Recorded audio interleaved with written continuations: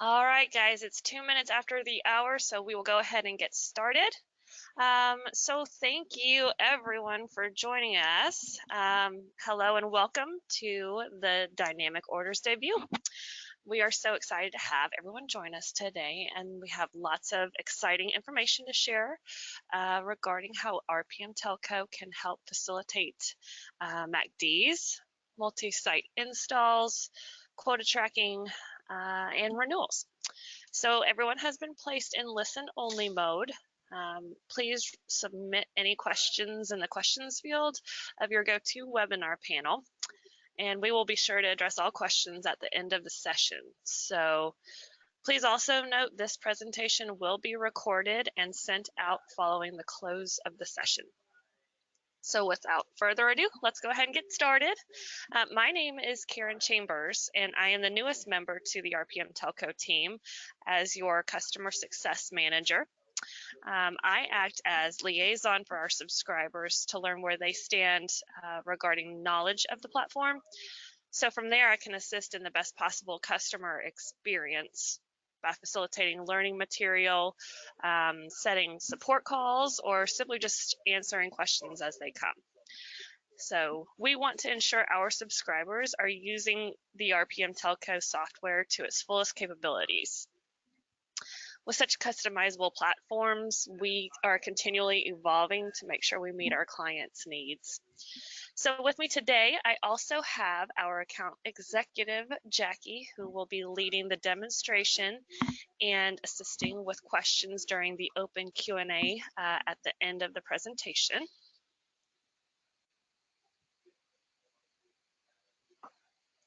So Jackie will be addressing the following. What is the problem we are solving? Why should our subscribers make this change? Or also, why should potential subscribers look into using RPM Telco for tracking orders?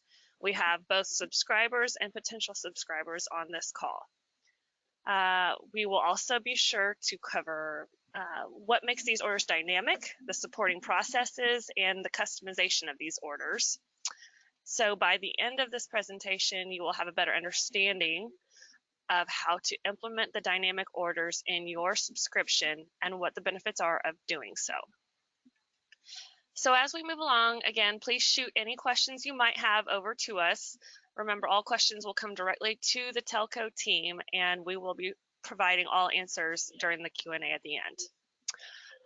Give me just a moment to turn control over to Jackie, and we will get rolling with the demonstration. And please let us know through chat if at any point you are unable to hear the demonstration.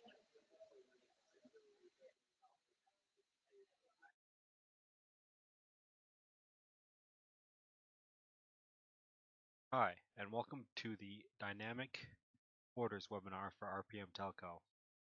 My name is Jackie, the account executive for RPM Telco, and I'll be explaining our new Dynamic Orders system.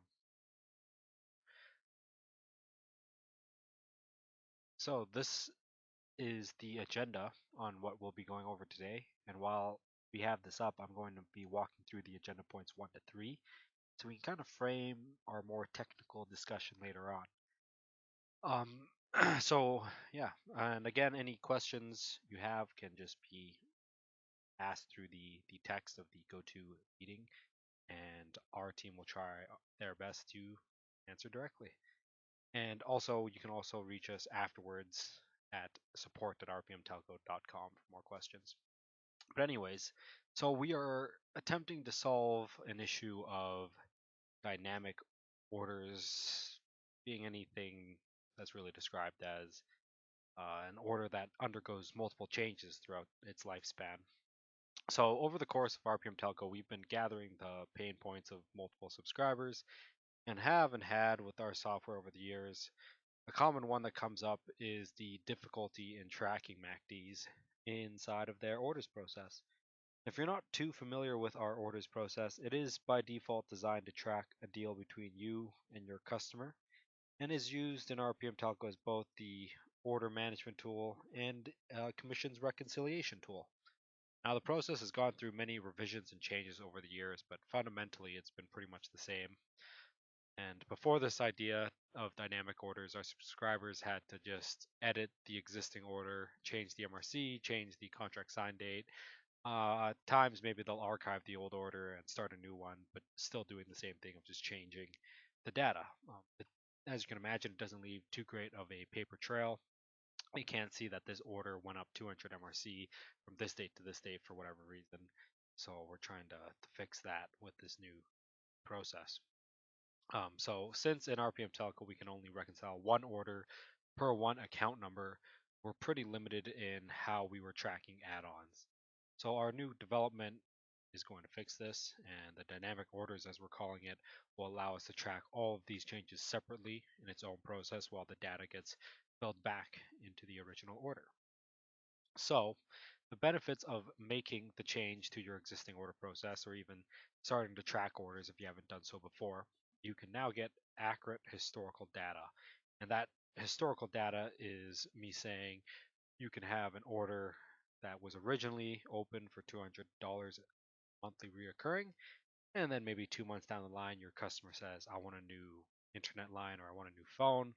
You set that up and assign it to that order through our orders modifications process, which I'll show you a little later.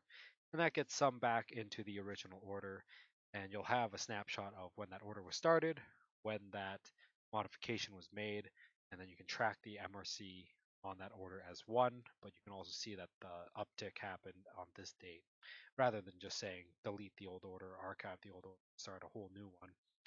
It's a lot easier to manage. You don't have to open and close a bunch of orders, and it's tracked in its own separate place. So there's a lot of benefits there with historical data, but also being able to show you all of the changes over the course of that entire order's lifespan in one spot is also really beneficial. And it allows you to actually reconcile the total MRC. So another thing that happened with, or is currently happening with your subscription, if you're using it, is you might have multiple orders with multiple account numbers that are the same inside of your RPM. And the reason for doing that is totally legitimate. You might have multiple locations, you might be tracking different products on the same order, but the carrier will give you the same account number. And fixing that with dynamic orders is pretty much the goal. We really want you to have one order per one account number because that's how the reconciliation tool works.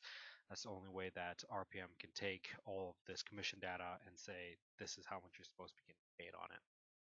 So the dynamic orders is not limited to just tracking MACDs. You can also use it to manage critical dates of multiple locations per order.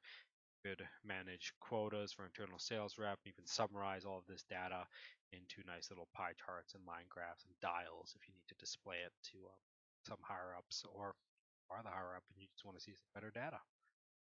So before I start the actual demo, let me talk quickly about what makes the dynamic orders but dynamic. Want to create a system that makes use of processes.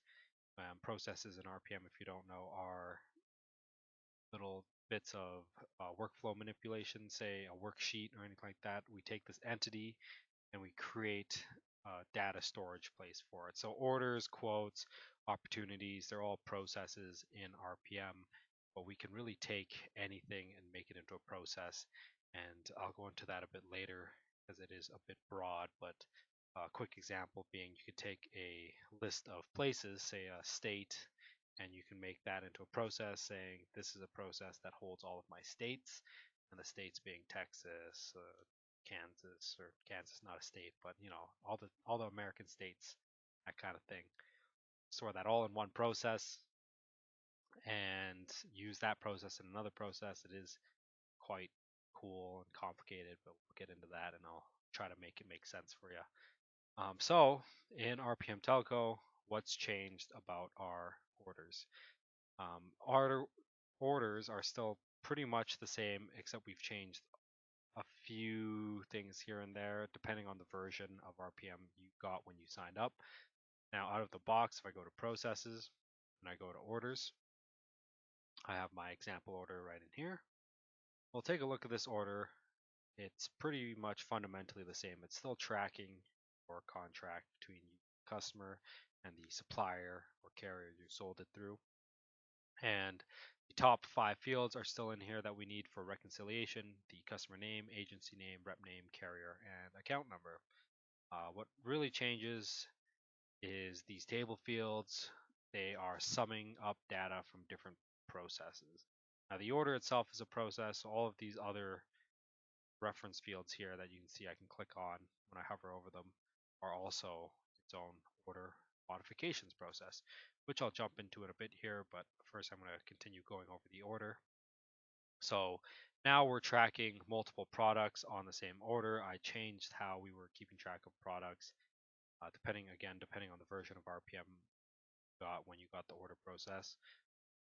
So the products now are tracked in a table field, so you can do multiple products for the same order. You don't have to start multiple orders with different account numbers for it. If you're tracking all of your different products on the same order and they have the same sign date, same install date, perfect, put it in this table. If not, put it in a modification, which again, we'll go later. I'm going to be saying that a lot, but we are going to go over it later, I promise. So at the bottom here, the total order MRC is an automatic sum up of all of your processes or all of your order details.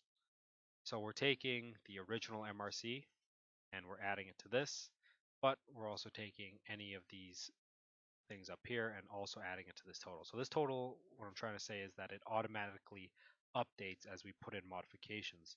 So we don't have to come in here, do complicated math or anything like that. RPM will take care of it.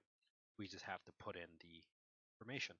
So for telling RPM, we're adding on another product under this location for blank product type and blank product. You should probably fill these in when you're actually doing it, but in this excuse me, in this example, it's blank.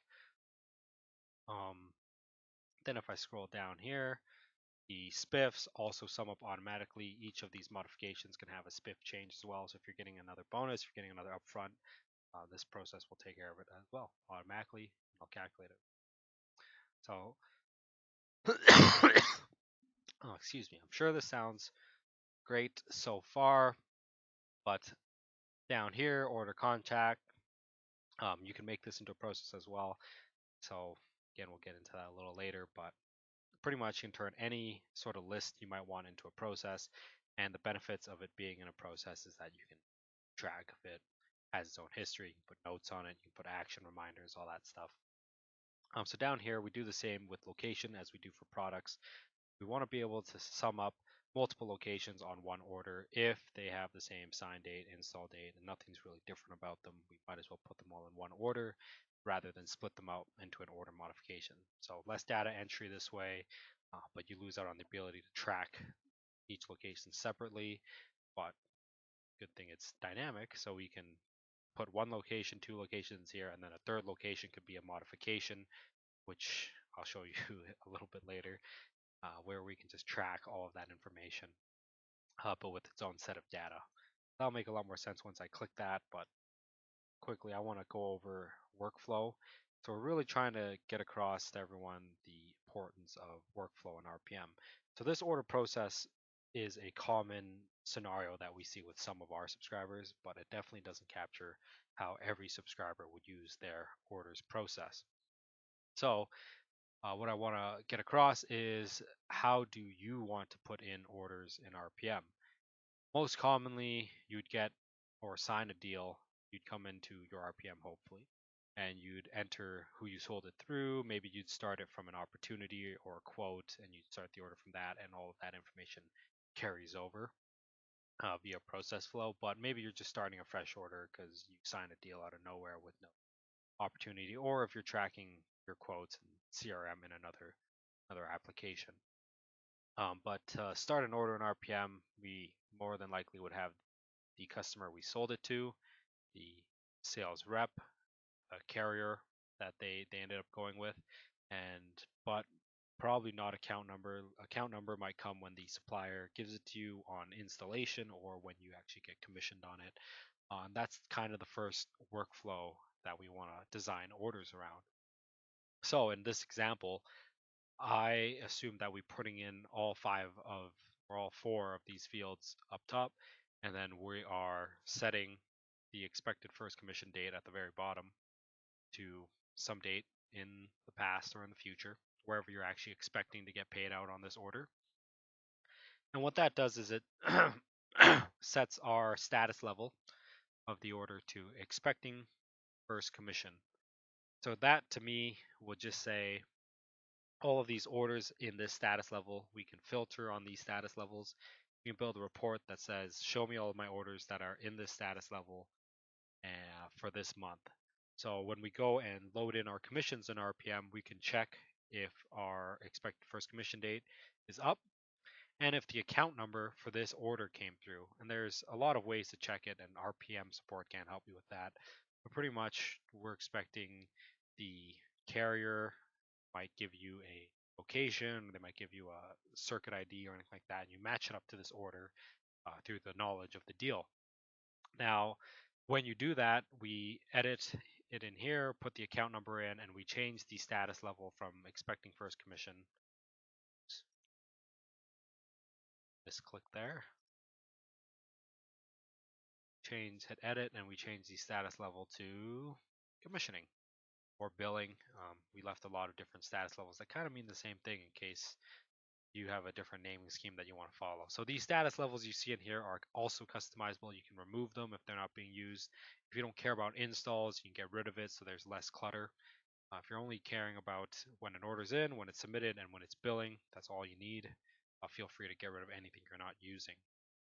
But let's say I set it to commissioning. That lets RPM know, because I told it that commissioning is one of my status levels that I want to reconcile this order for.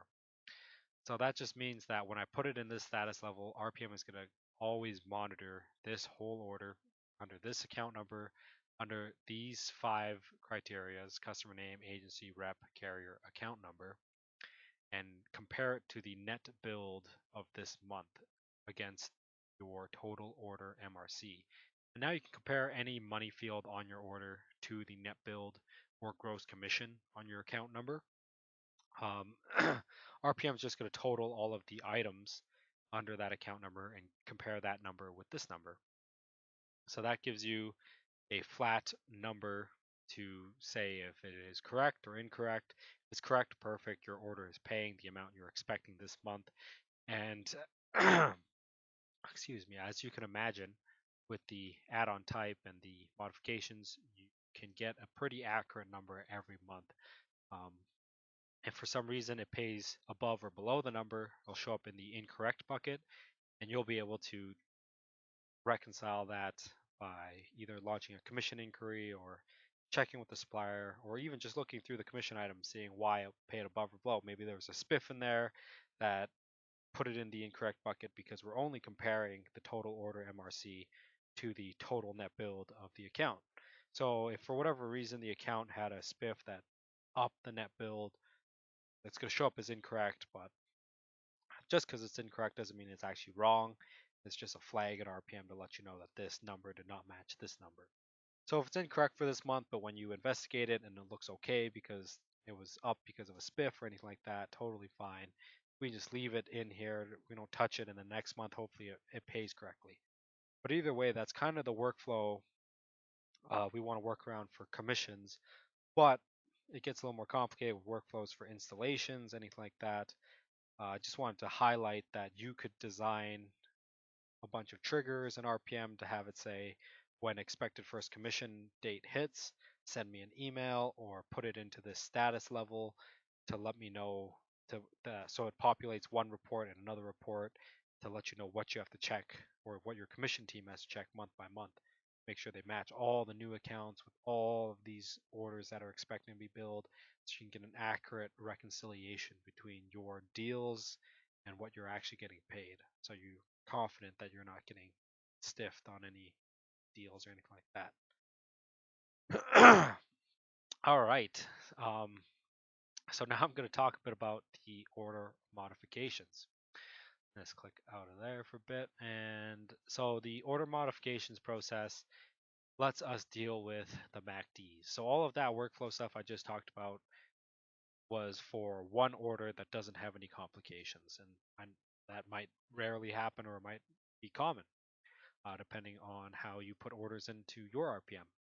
But let's say I put this order in and pretend rows 2 and 3 don't exist yet. let's say my original order was for $200.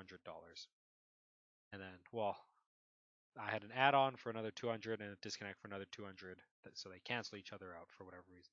The customer came back to me and wanted to set up a phone line, and then they changed their mind a few months later, so they're gone. But we have the history of it coming in and then coming out. So now I'm going to start another order modification to kind of illustrate that phone line again. Say they change their mind for a fourth time and they do want to put in that phone line. So we'll do an add-on type, and there's add, additional location, change, disconnect, move, original, renew. These are just our defaults. You can have any type of add-on type in here. So just kind of think of this as an entity to use to track a modification to your order. So if there's something that doesn't really fit one of these criterias, please let me know, and I will happily brainstorm it with you and put this in there. But let's go for an add-on right now, and let's say add it to the NJ location, New Jersey. That's what that stands for. I'm not too great at geography. So sold through is also a list. We can say we sold it through one of these master agents. These are just all the ones we know about. There could be tons more, but these are the main ones we've seen around. So let's say this phone line now costs $100, and we don't get any additional spiffs or non-reoccurring charges, so we skip that. And let's say it was a cellular phone. So from here we can put in some details, but as you'll notice, we don't have to. Critical dates at the bottom here. That's the next most important part. So these modifications can have their own critical date. So if this cellular phone is being sold through the same carrier under the same account number, but it has a different sign date and a different renewal date, I don't know if that happens too often, but if it does, you can change that here and say it was a day later, and keep track of the renewal for just this modification on its own. But here you can also track the installation date separately from the original order, and then you can also track when you're expecting the first commissions and when you're receiving the first commissions, all that stuff. So I hit OK. That brings me back to our order modification. All this information is filled in. Looks good. Now if I click back into the order, you'll notice it automatically updated my orders update table. So I had a change of $100. My new MRC is now 300. And we can easily get a percentage in here if you want to just see growth percentage or anything like that. In this demo, I just have flat numbers. It gets a little easier to whip up. I don't have to do crazy math. So total MRC is now $300, and all of our order modifications are up here. So product type, cellular, you'll notice all the data kind of flows backwards. I didn't put an expected first commission in here, but I should have. I can track when I'm expecting this $300 to kick in. So when you're reconciling your orders, the $100 here might not kick in to say December of 2019. This is going to increase your total MRC right away when you put it in. So you'll have to keep in mind that it probably will show up incorrect if you put this add-on in and it doesn't bill for a couple months. So this field in here is just a good way to keep track of it and make sure that you know, even though it shows up an incorrect, it might be paying. It should uptick a little later on. There's also a few nifty ways you could say don't show this number until this date field hits, either by not filling in the number at all or using uh, some other formula field tricks. You might be able to get that to stay at 0 until the date field hits. But mainly, you might just want to put this date field in and then set this to 100 when the expected first commission is going to hit. But either way, reconciling it won't be too hard. So from there, we might want to customize the order modifications either by adding or removing fields. If I start an order modification again, we can kind of see all of our default fields in here, and I tried to just replicate the order by downloading and putting it in. But you can put in a lot more data in here, like circuit ID, the location circuit, maybe it has a different address, different, et cetera, et cetera. But yeah, so you want to make order details useful to you based on maybe these add-on types. If it's a move, are we moving from this location to that location? or if it's a renewal, maybe we want to just update the whole or set this as a new sign date and a new date, that kind of thing. So after we get all that in there, we have to talk about how reconciliation works now. So if I go back up to here and we take a look at my one order and I hit reconcile, it will take us to the reconciliation tab with correct, incorrect, and no match. So if our order has all 5 of those criteria we talked about order, and again, their account number, customer name, supplier, agency, and rep, and then the 6th non-criteria, but what we're comparing, so we still kind of need it, is the MRC amount to compare to the total net build of your account. So still with dynamic orders, we're not comparing each individual modification to item in accounts. If you're well versed in RPM's commission, you'll know that each row in an Excel or transfer from a other master agent that's using RPM is a commission item, and one account number can have multiple commission items. So our reconciliation tool is still taking the total amount of all of those items under one account number, comparing it to one order. So we want to still go through the order process, fill in all 5 of those things, and then those modifications that we make will automatically total up to our total order MRC. That's what we're comparing with our account number. Another way to do it is to get a reference to the account number, and we can put the net build in here next to the account number for last run and latest run, so you can at a glance see which of your account numbers that are in the commissioning status are billing close to the actual MRC amount. That's one way to scan it quickly as well. If you don't want to use a reconciliation tool, you can just build a report around it to show you all the numbers. Yeah, so afterwards, we'll talk about some supporting processes, and the supporting processes down here, add-on types, customer locations, all this stuff is really just taking what used to be kept in list fields and putting it into a process. So if I go into states and provinces as an example, we're just taking all of that data that we used to keep in list and putting it into a process as a form. So if I start a new state, which I can't legally, but I can put it into RPM as information, is click into this text field, type some data in here, hit OK, and what that would do is create a new form, which if I go back up to here, shows up as 0064 because it's a form, with the state of province as. So we're taking list fields that are kind of hard if you ever worked in RPM and worked with 2 different processes, say opportunities to orders or quotes to orders, where you had a list of products, and if you ever updated the list in quotes or opportunities, you'd also have to update it on orders. So what transferring the list to a process does is allow you to bypass that. And instead of having to change the list in 2 places, you can change it in 1 place. So there's a lot of neat tricks with having it all in this one list here, but pretty much it lets you standardize the list and makes it a lot easier to add and take away options from the list. You don't have to change it in more than one place. You can come in here and change it just in here in this states and province process and manage it that way. So it's pretty easy to make the change from existing list fields to the process way.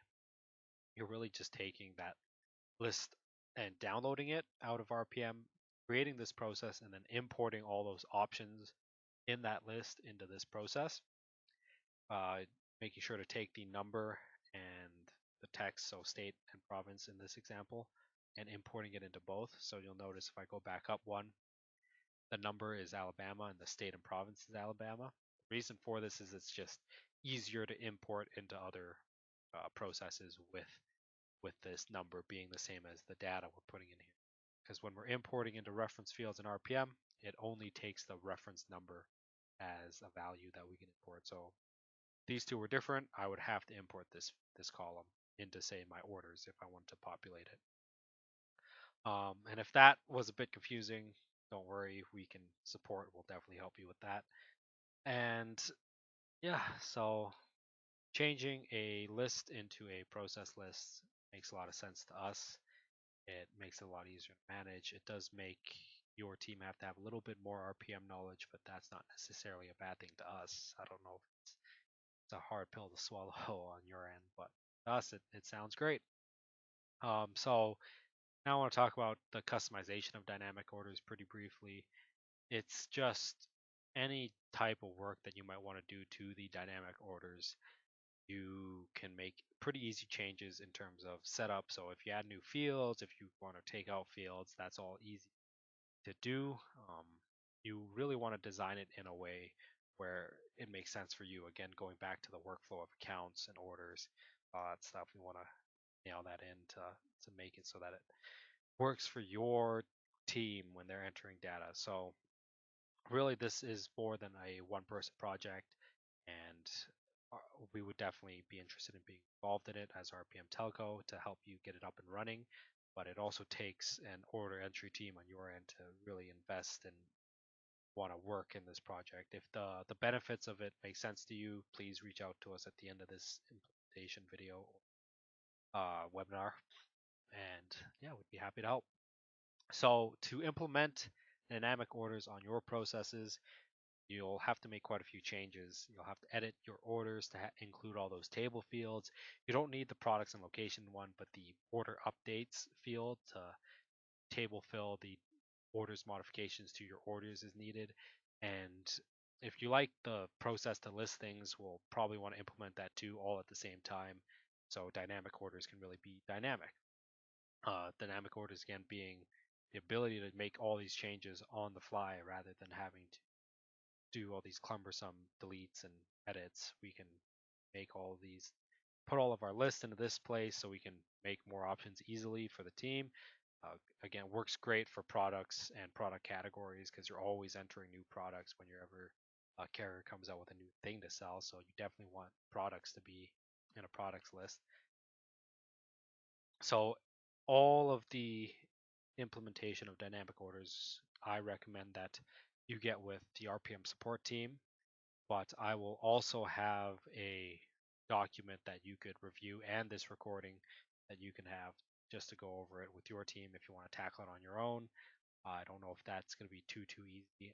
If you're an RPM expert, perfect. You might this might all make sense to you and you can tackle it pretty easily. But again, it will help a lot with my document that I'll send out if you're interested, which will highlight more specific details on how to get this up and running. We're also going to be using it internally to help our teams help move people over as well. So it'll be a pretty robust document. And then now we're just going to have a open Q&A. Any questions you might have, just feel free to ask them.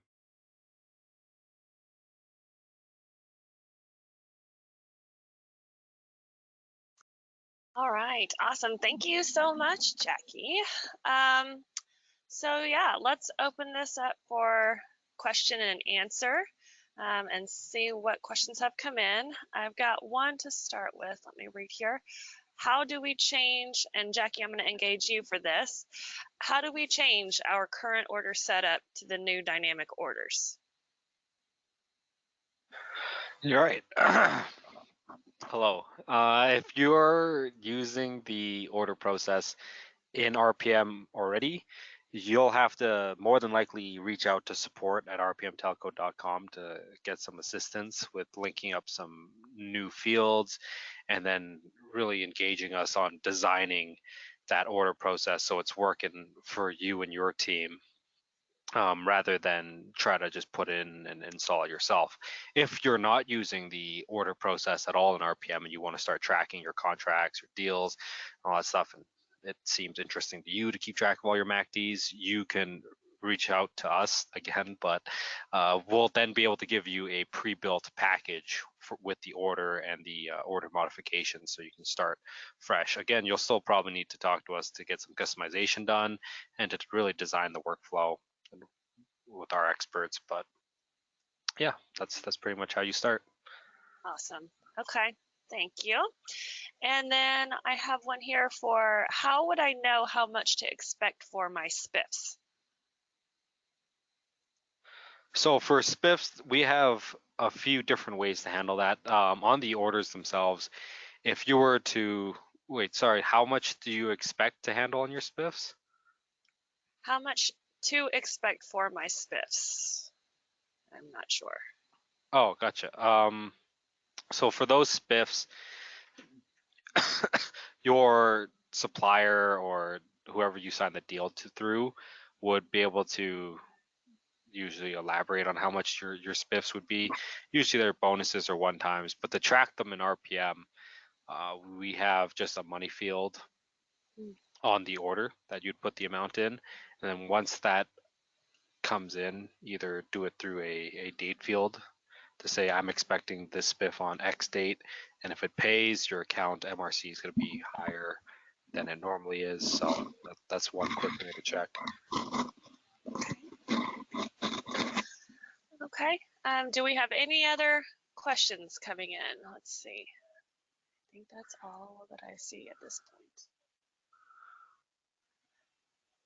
And of course, if you guys think of any questions after we close up today, again, feel free to reach out to our support team, which I have all of the contact information here.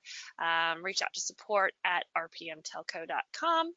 And then you can always refer to the knowledge base at support.rpmtelco.com to find plenty of articles and videos to help you along with any questions. Oh, I see one more question here.